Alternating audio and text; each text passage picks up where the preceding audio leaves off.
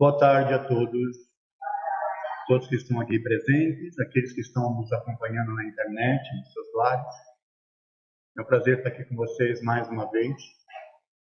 Que Jesus possa nos abençoar, que Jesus possa nos fortalecer com a sua energia amorosa, com a sua paz, no seu carinho pela humanidade, e que nós que estamos aqui presentes hoje possamos, além de trocar as energias, crescer no nosso entendimento, na nossa compreensão. O tema de hoje é para isso, tá? É para nos provocar. E para quem está nos lares também, que receba a nossa energia de amor e possa, de alguma forma, receber também esse conhecimento que vai nos transformar. É para provocar isso aí mesmo, tá? Quem você pensa que é. Mas não é no aspecto de provocação, é uma provocação no sentido de fazer pensar. Quem você pensa que é. Como é que você age? Você age ou reage? E como você reage a determinadas coisas? Como você se sente depois? Como você trabalha isso em você mesmo? Enfim, você se conhece de fato? Como é que você, no momento que leva um susto, age? Ou no momento que se sente ameaçado? Eu, por exemplo, acho que se não aconteceu nunca comigo e nem espero que aconteça, mas eu acho que se um dia eu for, entre aspas, assaltado, eu vou estar tranquilo, sereno, vou entregar tudo. Será? Tem coisas que a gente só vai saber, a gente acha que é, ou que vai fazer, mas a gente só vai perceber quando isso acontecer. Então, isso aí somos nós, seres humanos. E hoje nós vamos explorar muito essa questão de quem nós somos, como nós agimos, por que nós agimos e por que é importante a gente aprender a se conhecer. Tá bom? Vamos começar aqui com essa questão do mapeamento cerebral.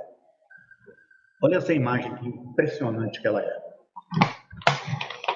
Hoje, a tecnologia, a ciência, a neurociência, comprova através desses mapeamentos cerebrais que nós temos várias regiões do cérebro que funcionam ali não independente, mas dependendo do tipo de hormônios que nós vamos recebendo, de inputs, mas que nós temos ali uma glândula bem ali embaixo, mais ou menos aquela ali naquele setor mais... né? Ali, ela é uma glândula que ela está diretamente ligada ao nosso sistema e ela também está ligada ao nosso resto do cérebro. Essa glândula, ela faz parte de um cérebro primitivo, que a gente vem, isso segundo a ciência. E é ela que comanda a maioria dos inputs que nós temos, instintivos. Aqueles os quais nós não decidimos. Você leva um susto, adrenalina sobe, então essa glândula que está... Então ela comanda muito mais do que a gente imagina o nosso comportamento físico. Todo o resto do cérebro que está ali, que vem se desenvolvendo ao longo de milhares de anos, ele também comanda, mas é a parte racional, vamos assim dizer, que nós vamos aprendendo a educar essa glândula. Então, muitas das coisas que nós fazemos instintivamente, nós não entendemos. Não aprendemos. Isso faz com que a gente não se entenda e não se conheça. Por isso que eu falei para vocês, eu acho que eu vou estar calmo quando acontecer alguma coisa comigo. Acho. Mas será que eu vou estar? Então é para pensar. o quanto que essa glândula vai influenciar as minhas restas, entende? Isso é uma questão física e para isso aí a gente tem uma palestra só para falar disso. É mais para a gente entender um pouco. Porém, somos na realidade espíritos eternos, todos nós.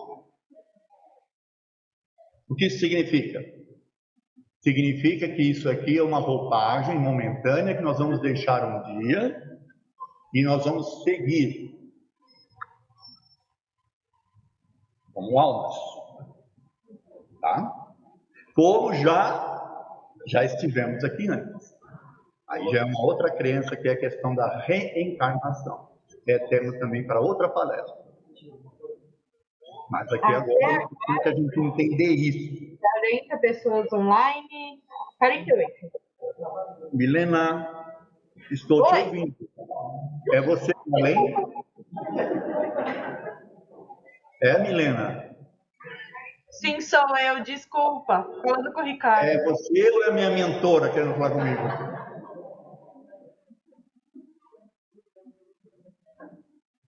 Não vai me vaiar aí que vai pegar mal, viu? Onde eu estava mesmo? Nós somos espíritos eternos. A questão da reencarnação também é tema para outra palestra. Né? Mas já estivemos aqui, vamos continuar vivendo, porque o espírito é eterno. Então nós hoje aqui temos, o Edson aqui tem o seu espírito, tá bom? Que vai continuar. Os espíritos, aqui nós vamos começar a entender umas outras coisas. Os espíritos se comunicam pelo pensamento. Isso é uma coisa interessantíssima para se pensar. Tudo no plano espiritual se dá através do pensamento. Locomoção, roupagem, conversas, deslocamento, né, como já falei, locomoção, construções mentais, tudo se dá através do pensamento. Nós aqui somos espíritos. Então, muitas das coisas também se dão pelo pensamento.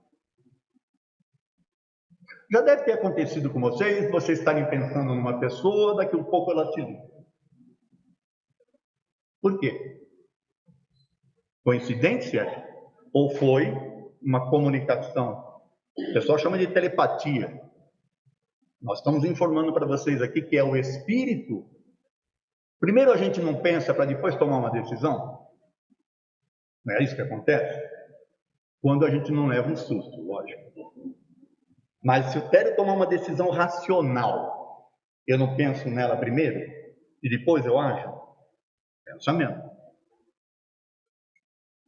Mesmo encarnados, nós somos influenciados. Então vejam, pensamento, espírito pensa, se comunica, transmite.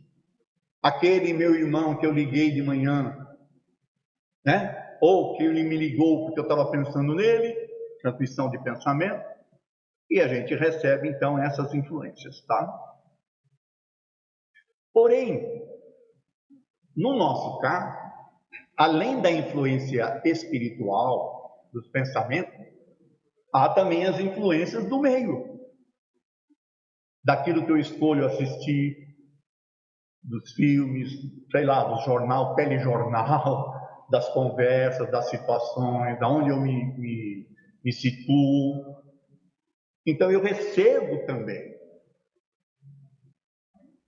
E parte daquilo que eu sou tem a ver com essas influências. Ou parte do que eu penso. Vocês querem ver uma questão interessante? Moda. Moda não é uma coisa que alguém lança, aí o outro acha bonito, começa a usar, daqui a um pouco você, sem perceber, está usando aquele tipo de roupa, aquele tipo de... Por quê? Porque você precisa fazer parte do meio. Significa que você gosta? Às vezes você não gosta. mas você precisa fazer parte do meio. Esse é você?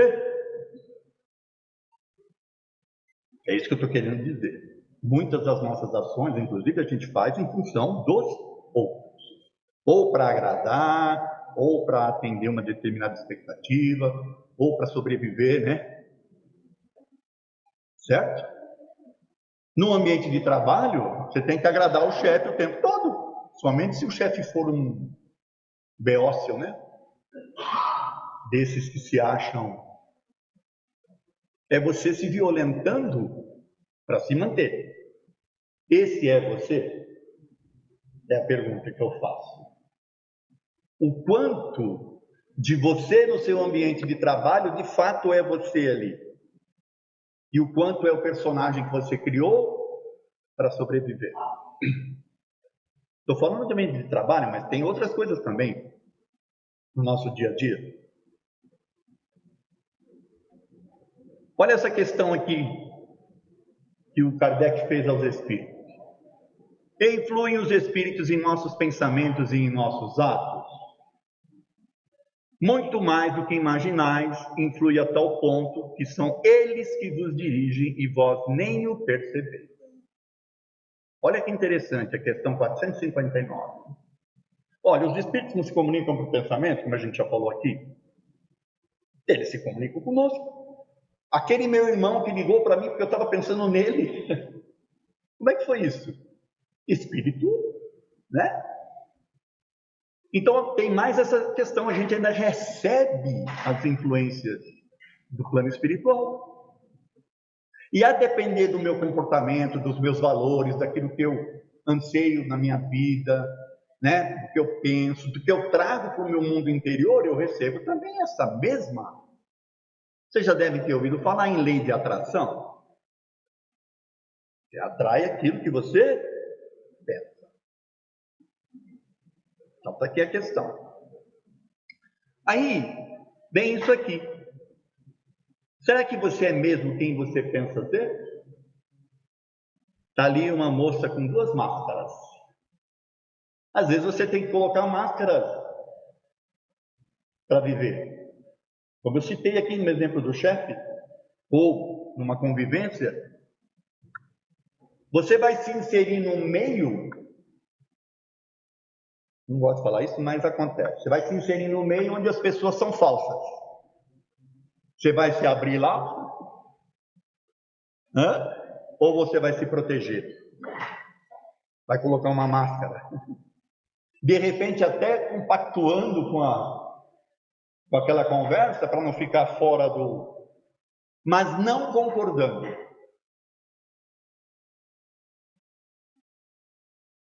A gente tem que torcer para que isso não aconteça o tempo todo da nossa vida, mas de vez em quando acontece. E aí? Você não tem que conviver no meio?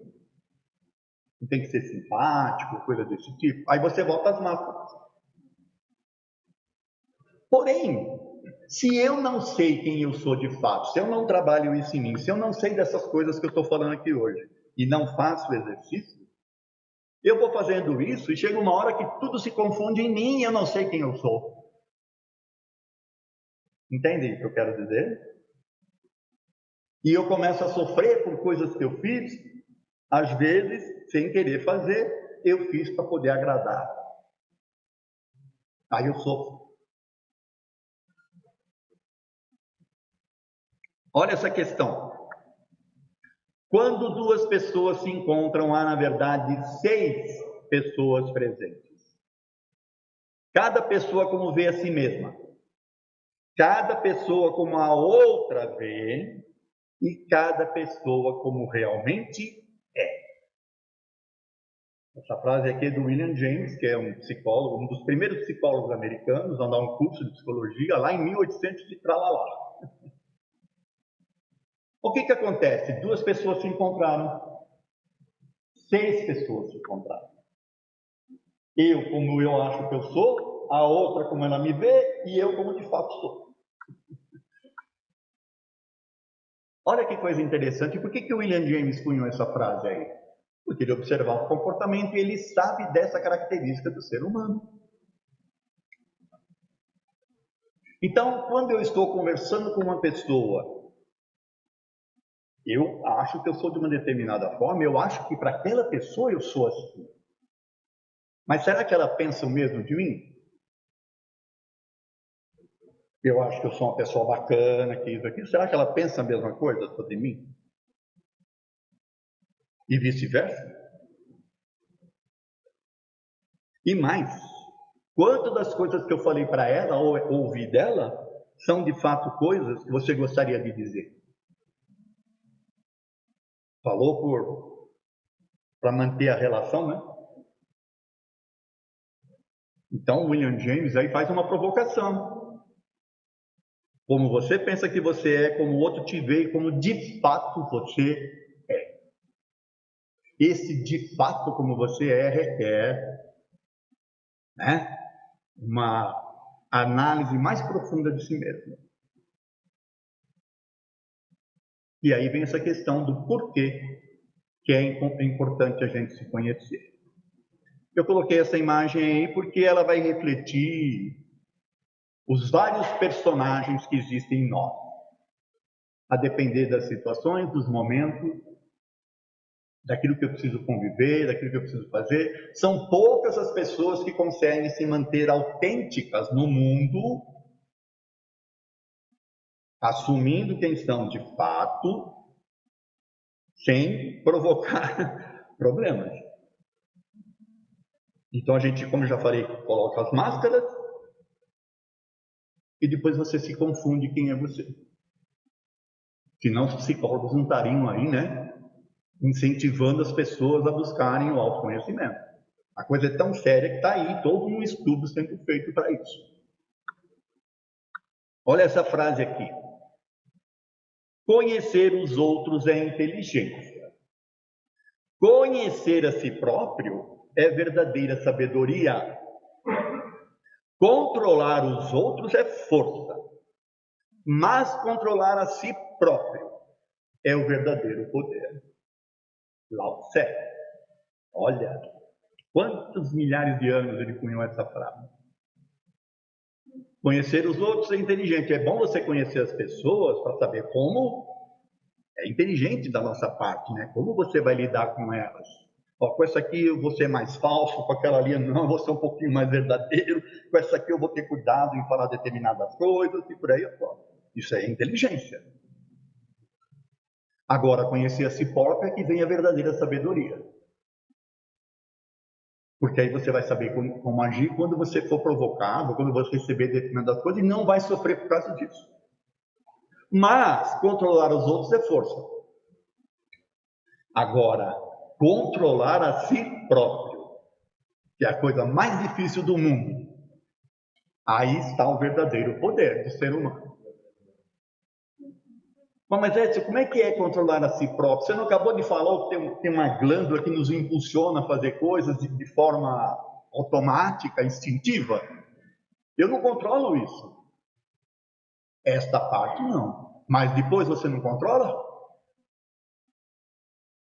O cara te fechou no trânsito, você fica nervoso e xinga. Aí o cara para, vem para cima de você. Aí agora você tem que tomar uma decisão. Vai continuar. Que agora já é você, já não é mais o instinto. Você vai partir para a briga? Ou você vai pedir desculpas? Aí é você. Controlando quem de fato você é. Você agiu por instinto, mas agora é você. Verdadeiro poder é conhecer e se controlar. Isso segundo Lao Tse.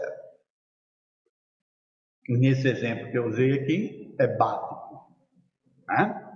Eu ajo por instinto no mundo. Mas eu vou demonstrar quem eu sou de fato depois que a adrenalina baixar, que o coração parar de disparar, que eu refletir sobre as coisas que eu falei ou que eu fiz. Aí eu vou mostrar quem eu sou de fato, quão evangelizado eu sou, quão inteligente eu sou, quão de controle sobre as minhas emoções eu tenho e por aí afora. Feliz daquele que tem capacidade para isso. E agora eu vou puxar a sardinha para os mais velhos, que é o meu caso. Né? Feliz daquele que consegue envelhecer e aprender sobre essas coisas. O jovem sofre muito com isso, porque o jovem é mais tempestivo, né? Mais instintivo.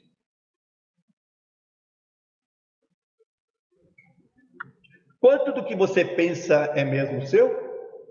Essa é outra provocação que eu faço aqui.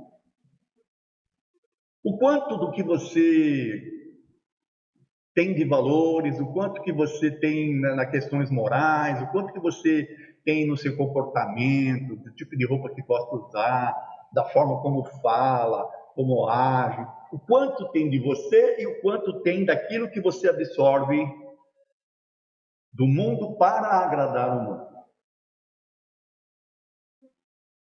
O quanto que você pensa é seu, o quanto não é modismo, o quanto não é imposição, o quanto não é aprendizados da sociedade em si. Nós precisamos saber. Começa um processo de você saber quem você é, fazendo essas distinções. Né? Outra, você já teve uma sensação de não pertencimento, de estar deslocado, de não se sentir bem naquele ambiente, naquela situação? A sociedade, ela é um mar de problemas nesse aspecto, das pessoas não conseguirem se encaixar. A juventude atual está sofrendo muito com isso, porque vem esse processo de ebulição, de um monte de transformações. Os mais velhos também estão sofrendo, porque não estão entendendo essas transformações todas, não sabem como, né? Então tem muitas pessoas sentindo-se más no mundo, em viver, buscando coisas absurdas, como se afastar do mundo, por exemplo, fosse a solução, por não se sentir pertencente ao mundo, ou aquele ambiente. Eu estou falando aqui, gente, de ideação suicida. Tá? É um tema para outra palestra também. Mas que está presente aí na maioria das pessoas. Muitos não se sentem pertencendo àquele ambiente, ou ao mundo em si, ou à situação. Por conta dessas coisas que nós estamos falando aqui. Quando ela tem que responder para o mundo, para agradar ao mundo, ela acaba se violentando em algumas coisas. Tá? Vou falar uma coisa simples aqui. Imaginem, isso aconteceu de fato, tá? Com uma pessoa que eu conheço. O pai queria que ele estudasse engenharia. E ele queria ser músico. E aí? Músico não dá dinheiro, gente. Vai sofrer na vida, vai apanhar, vai isso, aquilo, vai estudar engenharia. Foi estudar engenharia, mas infeliz demais. Sensação de não pertencimento. Estou fazendo algo que eu não gosto, algo que não é meu, algo que não me agrada, algo que não é para mim. Me deixa infeliz. Mas meu pai não entende. A sociedade não entende. Porque para a sociedade, para você ter sucesso, você tem que ter, né? É quem tem que tem sucesso. Não é quem é. Sensação de não pertencimento. Por você estar fazendo coisas que violentam quem você é de fato. Aí vem a questão da inteligência emocional. Como obter? Como é que eu consigo conviver num ambiente que é tóxico? Eu tenho que conviver nesse ambiente. Mas manter uma inteligência emocional, ou seja, não deixar que a minha emoção afete, que eu não sofra, que eu não tenha que acordar logo de manhã e falar, meu Deus do céu, vou ter que ir de novo lá. Aí já acorda, vai tomar um café, parece que o café já desce, aí pega um ônibus ou vai de carro, chega lá naquele ambiente. Como é que você faz para não se deixar influenciar por isso? Já que você tem que conviver nesse mundo. O ideal era que você não convivesse em situação assim, mas você tem que conviver. Você tem que trabalhar o seu mental. Se conhecer, lembra do Lao Tse? Controlar a si mesmo é verdadeira força. Aí você vai obter a inteligência emocional às custas de muito, né? Depois vem a inteligência espiritual.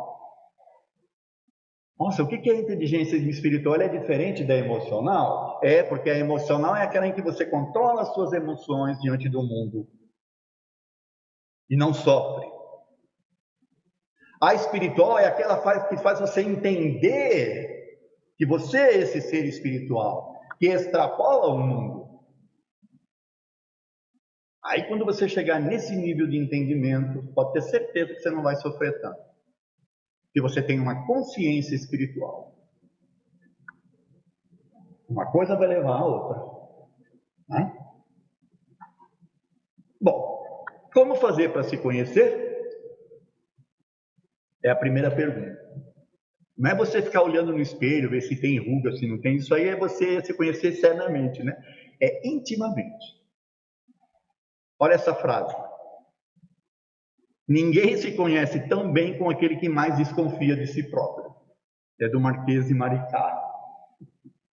Então, você quer se conhecer? Desconfie de você, das suas emoções, daquilo que você decidiu, por que você agiu assim. Desconfie, se questione. O autoquestionamento é de extrema importância para a nossa vida. Antes de subir aqui, eu falei para uma pessoa que é importante duvidar. Ela está sorrindo. É importante duvidar, é importante questionar e também é importante se questionar. E aí vem uma questão importante aqui, ó. Quando sós é que nos conhecemos de fato. Sabe quando você está com você mesmo? Não é para você ficar triste, não é para ficar chateado. Aproveita esse momento mágico em que você está com você. E faça os questionamentos, comece a analisar por que eu agi assim, por que isso, por que aquilo. O que você vai aprender sobre você nesses momentos, sem ter que ficar trocando com alguém, é de extrema importância.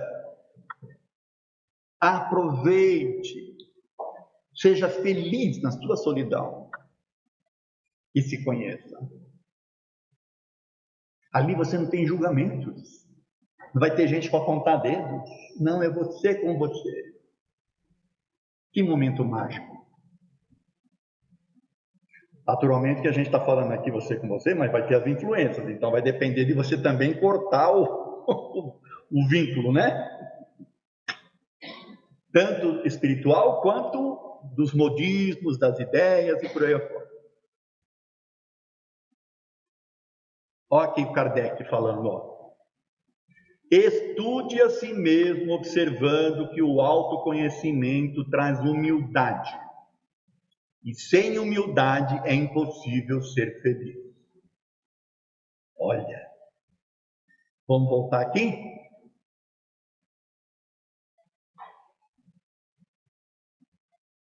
Não está voltando. Então, gente, quando você estiver a sós, aproveite o que o Kardec falou e estude a si mesmo. Faça questionamentos sinceros consigo. Mas sem se condenar, sem se anular. Seja sincero com você. Porque é você com você. Sabe aquele ser espiritual que eu falei para vocês que todos nós somos, eternos? Uma hora você vai deixar este mundo aqui, vai deixar essa distração toda para trás. E vai ser você. Você lá no plano espiritual. Como é que você vai estar? Eu gosto de falar muito isso nas minhas palestras. Porque eu venho pensando sobre isso. Como é que eu vou estar? Nossa, tanta coisa que eu cuido aqui, tanta coisa que me distrai, tanta coisa que eu preciso fazer, isso, aquilo. Bom, e aí? Tudo isso aí ficou para trás. E agora? Você gosta de você? Você se sente bem consigo mesmo? Você se acha bacana, não acha? Hã? dialogar sinceramente consigo mesmo. Outra coisa aqui, aí já é psicologia. Tudo que nos irrita nos outros pode nos levar ao entendimento de nós mesmos. Carl Jung. Então começa a reparar. Por que aquele negócio que o outro fez te irritou? Será que você não está engavetando isso dentro de você? Será que lá no fundo não é você? Você não agiria da mesma forma ou não age? Só não faz porque não é conveniente? Ou porque você botou tantas máscaras que você já não sabe mais quem é você? Então aí é uma questão da gente começar a observar. O diálogo sincero, quando a sós aproveitar a solidão para se entregar para si mesmo e começar a observar por que determinados comportamentos te irritam. Talvez você aprenda muito sobre você. Analisando os outros, você se conhece. Você pode, por exemplo, analisar algo que a pessoa fez que te irrita, até falar, puxa, eu não faço isso. Mas por que eu não faço? Não, porque eu já aprendi assim, assim, assado. Bom, e será que o outro ainda já teve oportunidade de aprender? Talvez não. Mas essa análise nós temos que fazer. Aquilo que eu condeno no outro, eu preciso saber se eu já superei em mim.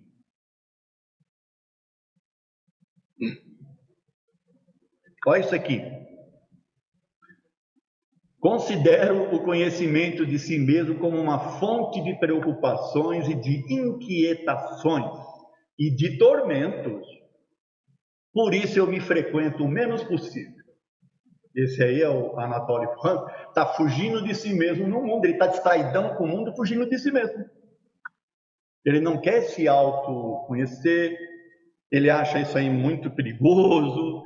Meu Deus, já pensou se eu vou descobrir coisas de mim lá? De repente eu descubro que eu não gosto de mim mesmo. Então eu me frequento o menos possível. Estou distraído com o mundo. Quantos de nós se frequenta o menos possível? Porque acha que é fonte de inquietações e de tormentos. Aí eu levo para isso aqui. É possível ter medo de si mesmo? É possível que eu tenha medo de descobrir quem eu sou? Ou como eu penso, ou como eu sou de fato? Mas por que eu teria medo de mim? Porque existem tantos conceitos que o mundo traz, que é isso, que é aquilo de comportamento, que eu não deveria fazer isso, não deveria fazer aquilo, não deveria, e eu ainda faço. Ora, mas isso significa que você não é uma pessoa que está em aprendizado? Significa que você vai ser condenado, que você é isso, aquilo? Você está se condenando e tem medo de si mesmo? Por isso se distrai com o mundo? É para pensar. Outra coisa, é possível que este medo de si mesmo te paralise? Que não te faça seguir? Que não te deixe ser feliz? Que você se entregue para essas crenças que te limitam, que atrapalham a sua vida? Faça aquilo que você tem que entregar para o mundo, porque o mundo exige isso de você, mesmo que você o faça a contragosto. O medo vai te paralisar. O medo, ele é importante nas nossas vidas para questões de alerta, mas não para não nos paralisar. Ele é importante para fazer você estar atento, mas não a ponto de se entregar e não, se desenvolver, não aprender com as coisas. Aprendendo com os espíritos. Mais uma questão agora. Olha o que o Kardec pergunta aqui. Qual o meio prático mais eficaz que tem o ser humano de se melhorar nesta vida e resistir à atração do mal? A resposta, um sábio da antiguidade já vos disse, conhece-te a ti mesmo. Essa é a questão 919. Olha o que o Espírito Superior está dizendo aqui. Aliás, esse aqui é o Santo Agostinho, até onde sabe. Você quer aprender a se resistir às atrações do mal, se desenvolver? Conhece a si mesmo, porque é só assim que você vai saber quem é você, por que você agiu daquele jeito, por que você é isso, por que aquilo. É buscar esse autoconhecimento. O Espírito está falando aqui. Por isso que nós trouxemos essa palestra. Porém, agora vem uma coisa minha.